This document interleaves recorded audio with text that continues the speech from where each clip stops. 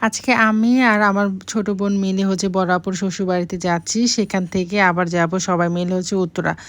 আমার বড় আপুর শ্বশুরবাড়ির রিলেটিভসদের বাসায়। সেখানে আমাদের সবাইকে ইনভাইট করা হচ্ছে। তো ফার্স্টে হচ্ছে আমরা সবাই একসাথে মিলে রওনা দিলাম উত্তরার উদ্দেশ্যে।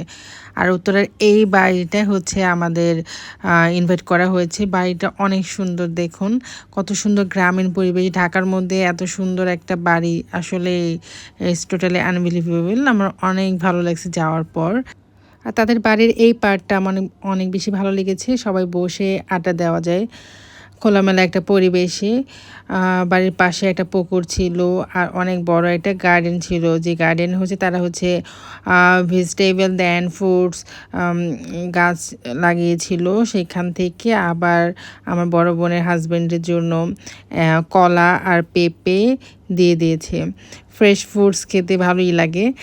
তারপর হচ্ছে দুপুরে খাওয়া-দাওয়ার পালা। আমরা যেহেতু দুপুর টাইমে গিয়েছি, তো ফার্স্টে হচ্ছে আমাদের খাবার-দাবার দেয়। আর খাবারের ক্লিপ নিতে আমার খুবই লজ্জা লাগে। একটা নিউ পরিবেশে যেয়ে হচ্ছে ভিডিও করাটা কেমন জানি লাগে। তারপর আমি ছোট, ছোট ক্লিপ নিয়েছি খাবার-দাবারের।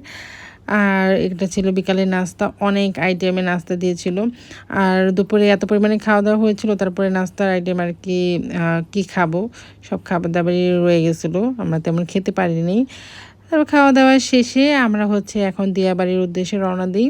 আমরা দিয়াবাড়ি কিছুক্ষণ ঘুরেছিলাম। তারপর রাত ১২টা বাজে হচ্ছে বাসায় ব্যাক করি। এই ছিল আমার আজকের ভিডিও।